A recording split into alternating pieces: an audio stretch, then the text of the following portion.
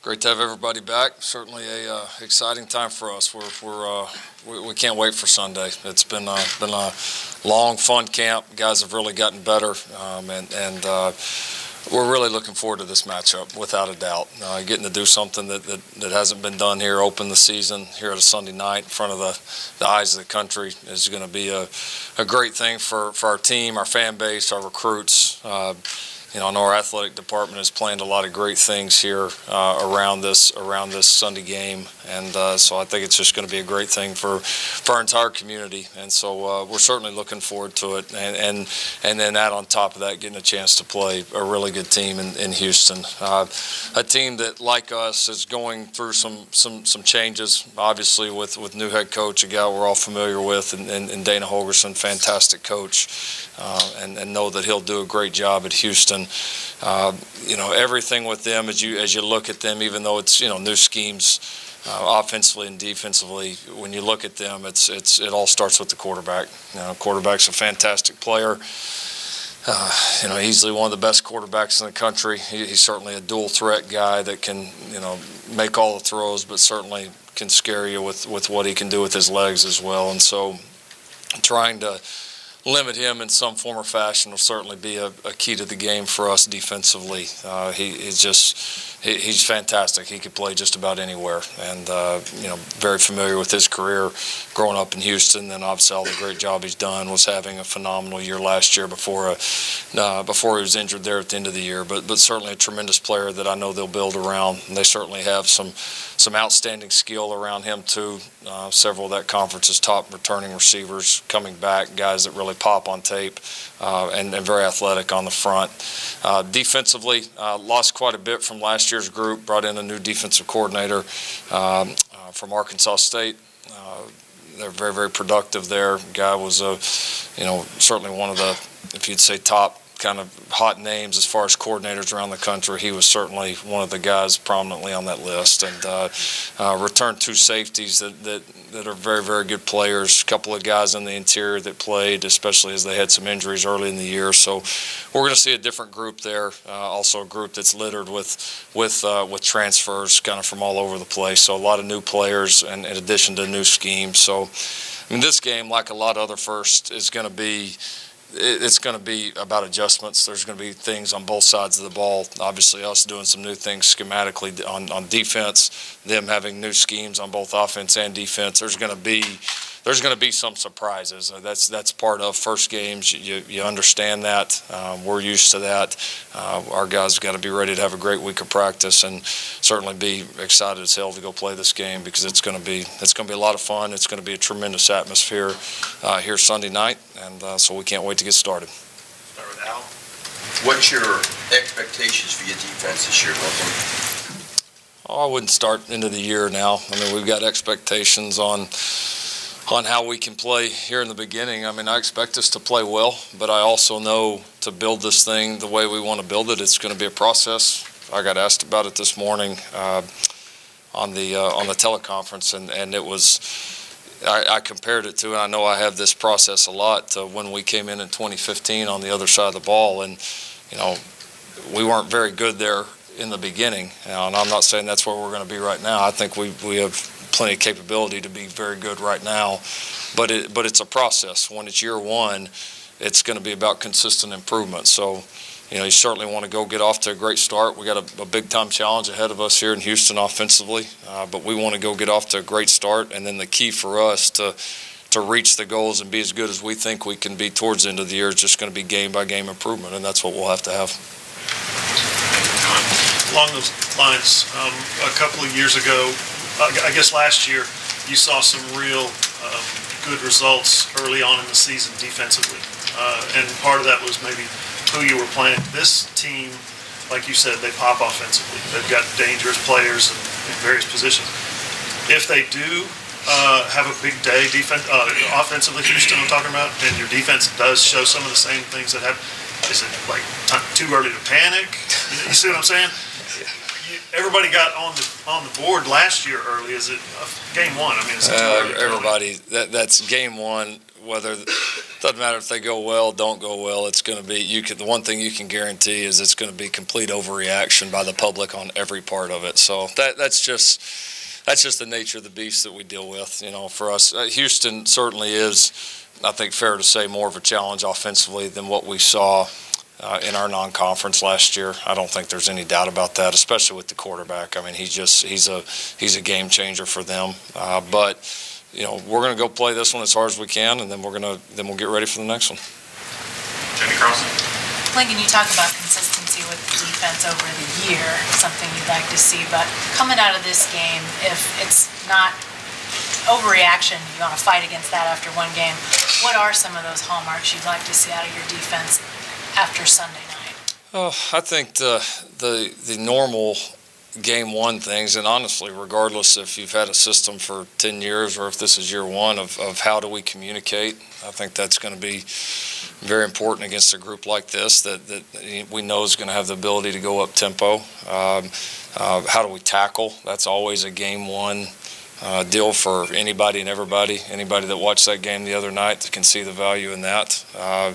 And then I think, you know, how do we fly around and with that create turnovers or negative plays? You know, that's been a big emphasis for us, and it was a big emphasis in bringing, you know, this group in here that we did, and we know how important that is in this day and age in football. And so we need to do those things. I'm not going to say we're going to do them at a end of season level, but we expect to do those at a high level on Sunday. Okay, Bill Haston. Lincoln, in the going into the season, do you feel like you know what the Jalen Hurts offense will look like, or will there be this first 3 games a lot of learning and adjusting as you go? Probably a little bit of both is the most fair answer. I mean, we've got an idea of what we think it's going to look like in the beginning, but it'll evolve. You know, it'll evolve as Jalen evolves. It'll evolve as, you know, our other positions on offense do. It'll evolve as we see, you know, how people are going to play us and what we feel like we need to do to attack them. So, you know, we've got a good idea going into this first one, but you know, it always changes each and every year, and that's the fun in it.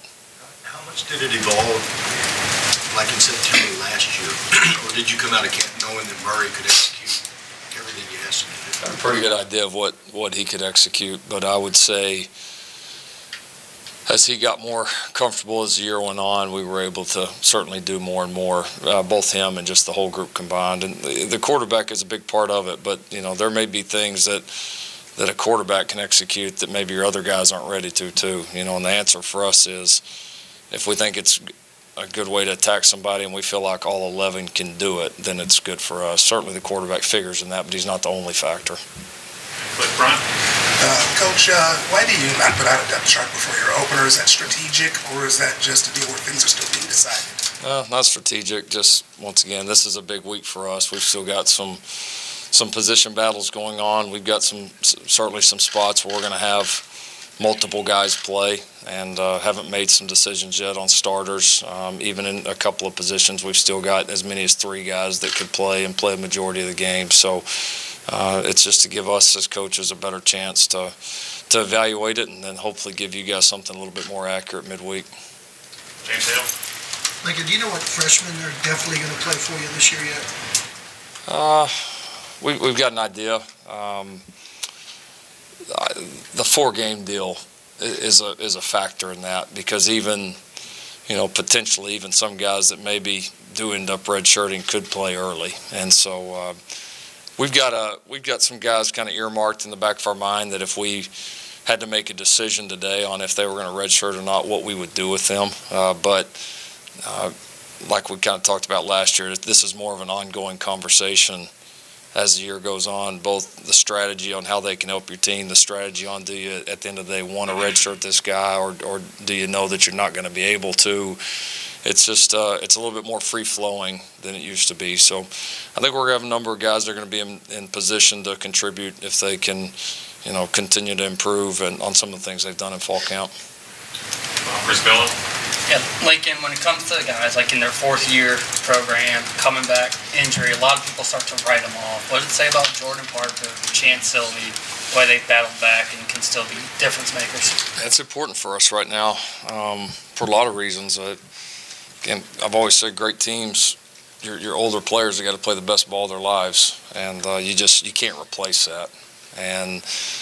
And so those guys have both had a tough road at times here. They both had some really bright moments. They both had some tough moments, certainly with the injuries. And so yeah, having them back, it's great for our team. It's two experienced players, two good players. I think it's really important now with where we're at defensively too, especially in the secondary, to have two experienced guys that have been in it, and they've both been extremely positive and good leaders, good role models as we've made this change defensively. And so that's I'm happy for both those two guys to get their opportunity. They've certainly earned it, but it's just as important for this team as it is for them individually. Gary Newton. Yeah, hi, Lincoln. Perspective question, if you don't mind it. I remember the day that you succeeded Bob, and there was just such a feeling of wow, this is really happening. And I think you kind of took that even into your first season as coach, where a lot of times we'd ask you, how does this feel? How does is this interesting? And I'm just trying to get a sense of how from then to now, this really does feel like your baby. I mean, Bob still hangs over this place a little bit, of course, but he's moved on to another job. He's got a book out, and it's just the passage of time. It just feels like, you know what I mean? You're going to say you took ownership probably pretty quick. I get that, but just perspective as opposed to those first few moments, that kind of thing. Yeah, I mean, it definitely feels different than the beginning. Certainly, that everything was new for me at that point. And as far as I feel more. I always felt comfortable in it. It feels more, like I said, just more normal. There's not as many surprises now with the job. As far as perspective on the ownership of it, that doesn't really feel any different. I mean, I just don't think of it that way. It's all of our baby. I mean, it's all the staff that do all the things behind the scenes. It's the players that have been here, the players that are here now, the fans, the people that support us. I mean, it's all of our baby. It's not. This is way bigger than one person's deal, and I get somebody's got to be the head of it, but that doesn't mean it's theirs. And so I still just got to see myself as a cog in the machine, and just that I'm just trying to do my role the best for it. I just don't see it as and Bob taking the job in the XFL or writing a book or being around or not being around has never had any impact on my thoughts on that. I mean, I'm thankful that he's playing in the spring so he can keep being around, us right now. So that's just part of how it's supposed to be here, and I wouldn't have it any other way. But I don't feel ownership of it. I feel more comfortable in the job, a little bit smoother, as you've done some of the things and experienced it a little bit. But it's still kind of the thrilling daily fight that it was a couple of years ago. That doesn't feel like it's changed at all. You say that you put your stamp on any aspect of the program in particular? I think people go to recruiting and just the energy you brought to that. And I don't know if it's just most obvious to folks, but I just think as a staff, we always try to continue to reevaluate ourselves, and that's the only way you keep getting better. The one answer I always tell guys in the staff room, the one answer I hate is, well, let's do this because this is how we've always done it. I mean, that doesn't mean anything. You either do something because it's the best or you don't. And so we do constantly reevaluate. We have, as a staff, we have made some changes. As administration, that we've made changes or they've backed us. And so there have been things that have evolved, but I don't feel like it's a personal stamp. I just feel like it's us. It's our job to continue to evolve and make this place the best we can be, and that's just what we try to do. Yeah, Lincoln, they were talking about consistency on defense earlier. If there is a big play that happens, how do you kind of, as coaching staff, kind of get them to not even players overreact in that situation? Oh, here we go again. Yeah, it's a different time, and it's I've talked about from day one with Alex, the reason why I wanted to hire him was most importantly the mentality that he helps instill in our defensive players. And so that's that mentality, that wasn't all coach speak. That's for real life situations, and those come up in games.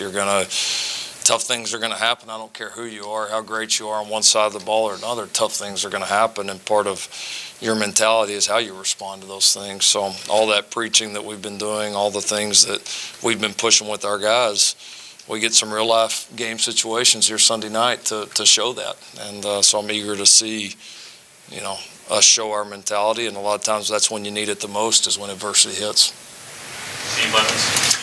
Coach, wondering if you learned anything or were reminded of anything in watching those two games this weekend, and if there were things that you can take from that and teach your players with. No, there certainly is. There's some great examples in both of those. Clock management, poor tackling, penalties. There was the Florida-Miami game was, you could literally just take that and do about 3 team meetings with that. Every coach in America probably is right now. There's all kinds of great stuff. The effort and all that was off the charts, but then the turnovers, the penalties, all the situational stuff at the end was great to learn from. So, there's nothing like new games. We constantly harp on that, but it's great for them to be able to see it in action and a week ahead of before you get started. So certainly some great lessons there. Go to the right, Tyler Holmes here.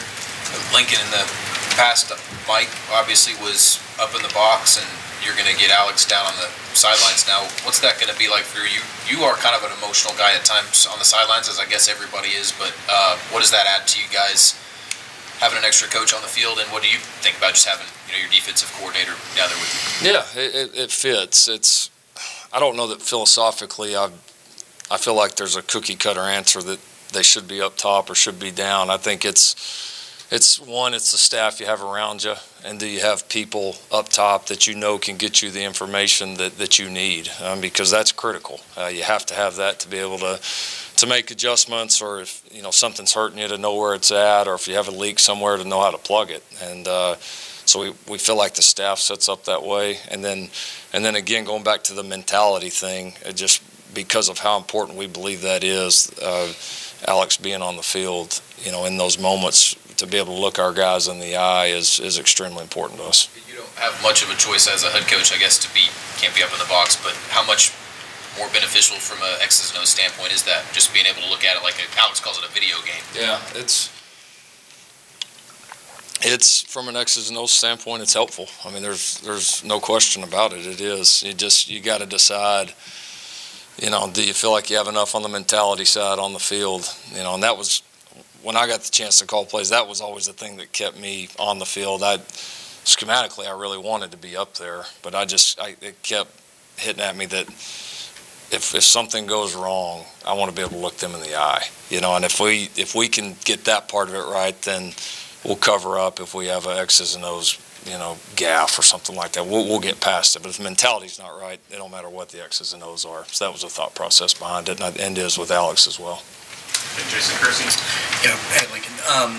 Last year, Jalen knew he was the backup. Probably could have, if he'd wanted to, with the redshirt rule, the transfer portal, said I'm not going to play more than 4 games. Have 2 years. The fact that he didn't do that, what does that say about him? And secondly, do you, at any point, wish you had 2 years with him? What it says about him, he's a team guy. He is certainly a team guy. He's shown that since he got here. I can't speak too much about the time at Alabama because I wasn't there. But yeah, I'm just getting to know him. He wanted to do that for his team. He's kind of he's either all in or all out kind of guy, and he was all in with that team. And I don't think it really ever crossed his mind much. And then, yeah, would I want to have 2 years with him? Yeah, sure, definitely. Would love to, but it's all hypothetical now. So we'll have one good one. Does that 4-game rule though create any awkward situations with players, knowing they're not going to start, so then they maybe start to think about those Sure. things? Do you have those conversations? We have them, but they're not awkward because it's the rules. It's real life, and this is these guys' career. And so you got to be willing to talk to them about it. I mean, players are going to think about their careers and what's best, and, who could blame them? And so we try to take the awkwardness out of it, and we openly talk about it in team meetings. We've got open door policy with me and our other coaches to come visit about it, because we can put our head in the sand and pretend like they're not thinking about it and act like it's not there, or we can address the issues that we know are there. And so, I'm not saying some of the conversations haven't been tough with that, and I'm not saying there's always a clear-cut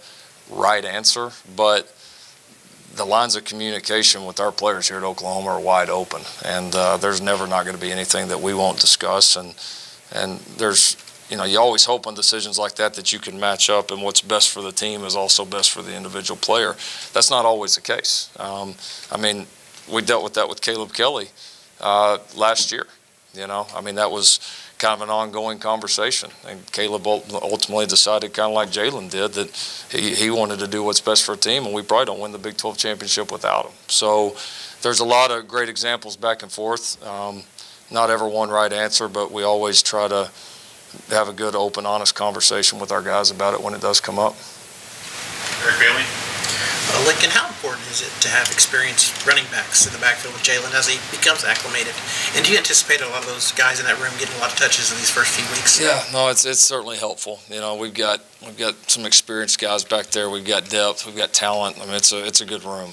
Without a doubt, and it does help. It does help. Just it helps on communication. It helps on guys that have been in the fire, have been in this system, guys that we think are going to be pretty tough for people to tackle, and so absolutely it makes a big difference. And you can see those guys starting to get pretty comfortable with Jalen right now, which is a good thing.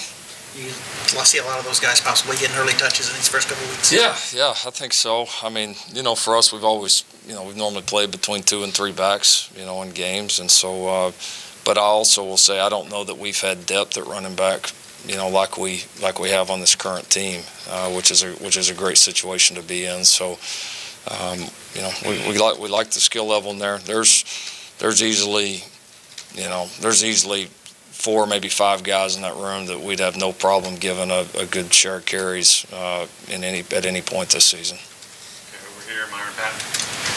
What have you seen defensively? I'm sure a game teaches you some things you can't see in practice and scrimmages, but has there been anything you've seen like in the scrimmages that maybe you want to see it translate to a real game where fans in the stands, things of that nature, a positive thing that would improve?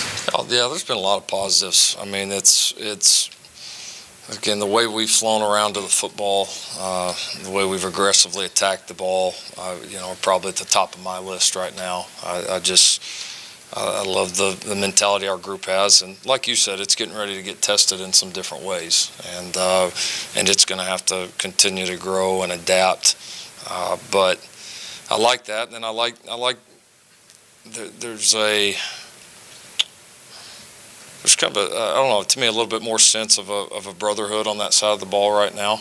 I'm not saying it was missing in the last few years. I just feel that group maybe bonded together a little bit tighter right now, which is always a great thing. So I'm excited to see how that translates to our play and how that gives us leadership and camaraderie throughout this year, because it is a long, tough, demanding year. So I like where the group's head's at right now. I'm certainly excited. I'm as excited to see them play as any single person out there. But I like where we're headed. Okay, stay up here with Glenn Brockovich. Lincoln, you talked a little bit earlier about, at the beginning of the press conference, you talked a little bit about, really excited about this opportunity to be able to play on Sunday night. It's really rare when you have literally no other football game, college, pro, whatever, going on at that time, and it would be Labor Day weekend. You guys will literally have the spotlight kind of all to yourself. What sort of opportunity do you think that provides for this university, not just the football program, but for people to be able to look on TV home with family and see Norman and see 97,000 people. It provides exposure for this university, for our community, for our state that honestly it's hard to get it on any other level like that. I mean, in anything else, it's we understand the value that this program brings to this area and to this school. We know we're just a part of it, but we know that as far as exposure and putting eyes on Oklahoma and so many people's kind of first impression of Oklahoma will be what they see from our football team. We get that, and so want it to be positive, want it to be fun, exciting. It's an important night for us for so many reasons, for our program, for our city, for our university, for so many reasons. So we take pride in hopefully getting this year off to a great start with it. Jenny Carlson. Speaking of pride, Lincoln, I know you go down into the Houston area to recruit. I'm kind of curious what you've heard from Houston area people about the fact you have Jalen now. I assume that there's sort of a Jalen Hurts mystique down there, but what do coaches, what do players say, if anything, about this guy? Yeah, I mean, there's, I think, a deep respect for him among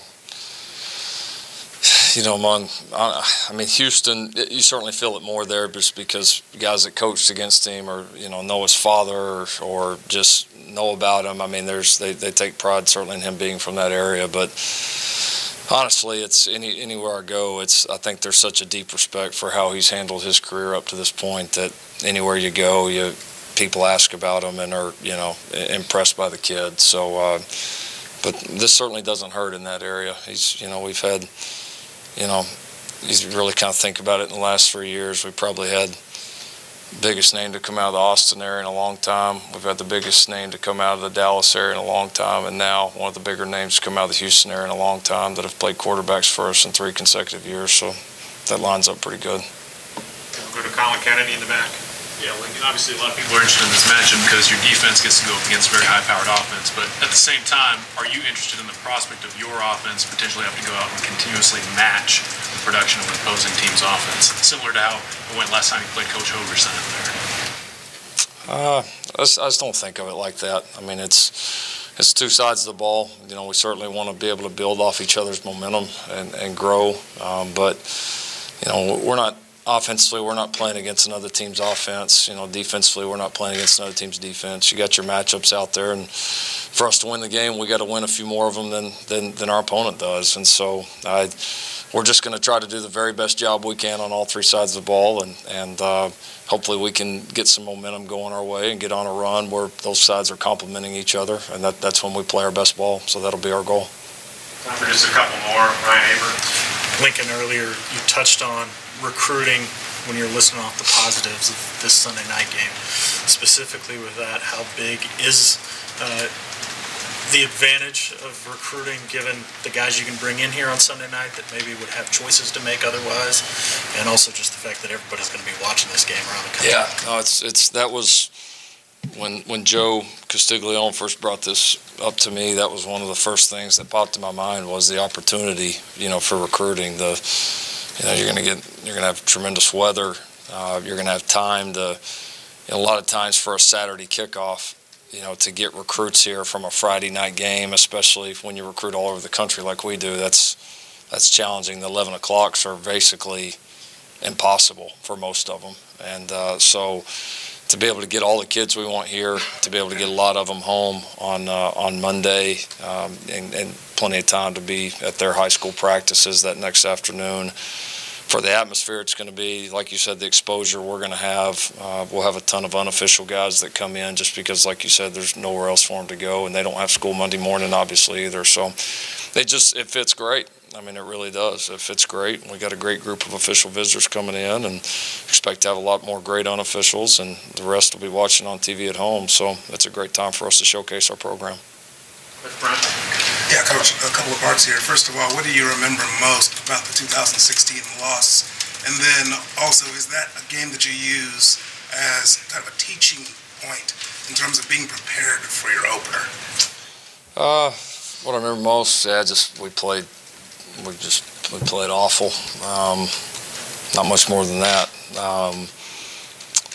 Yeah, there's certainly teaching moments. I mean, when you play a good team in the opener, you can't do things like we did in that game. We turned the ball over, had an enormous special teams mistake in that game. You know, we gave up a ton of third downs defensively. Had a lot of missed opportunities against a good football team that day that we didn't do very well. And so it's certainly going to be a challenge. I mean, there's no doubt this is a really good football team coming in here, and I think our guys know that. I think our guys have a healthy respect for Houston and the players they have, the coaches they have, and know that we need to play very well. Okay, close it out. Defensive line, your thoughts, and what players have made a great jump from a year ago on the defensive line? Yeah, probably the position group I'm probably most excited to see play. Sunday night, if I had to pick one, that's the depth there is different, and we're certainly going to rotate a lot of guys. A lot of guys have shown us that they're able and ready to play. Certainly excited about the noses, you know, between Neville and